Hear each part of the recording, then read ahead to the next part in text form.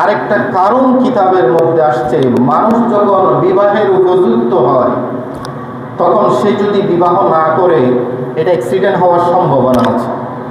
এই জন্য আল্লাহ রাসূল ইসলাম বলেছেন, ইয়া মাশারাস শাবাব, হে যুবক সমাজ, মানিস্তাতা মিনকুমুল বাতা, তোমাদের যদি বিবাহ করার সামর্থ্য থাকে তাহলে বিবাহ করে নাও। এই বিবাহ তোমার দৃষ্টিকে হেফাজত করবে, তোমার চরিত্রকে সংশোধন করে দিবে। আর যদি এই বিবাহ করার উপযুক্ততার সামর্থ্য তোমার ভিতর না থাকে, ফালিয়াসুম, তুমি রোজা রাখো বেশি বেশি করে। এই রোজা তোমাকে অপরাধ থেকে দূরে রাখবে। সুবহানাল্লাহ।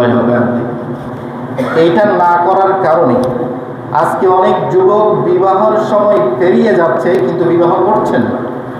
অনেক কন্যা সন্তান আছে, একের পর এক সময় নিচ্ছেন, বিবাহের ব্যবস্থা করছেন না, যে কোনো একটা অঘটন ঘটতে পারে।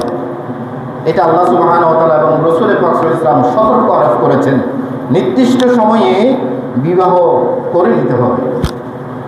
আরেকটা যে বিষয়টা কিতাবের মধ্যে উঠে আসছে সেটা হচ্ছে আমাদের সমাজের বাস্তবতা। এটা আপনি স্বীকার করতেও পারেন, নাও করতে পারেন।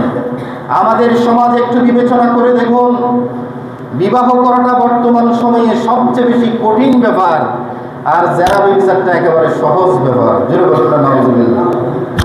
দেখুন চিন্তা করে, বিবাহকে আল্লাহ রাসূল সাল্লাল্লাহু আলাইহি ওয়াসাল্লাম একেবারে সহজ করেছেন। একজন নারী এবং পুরুষ যদি দুজনের সম্মতি হয়, দুইজন যদি সাক্ষী থাকে, তারা দুজনের মধ্যে ইজাব এবং কবুল হলেই বিবাহ সম্পাদিত হয়ে যায়। যেটা বলেন না।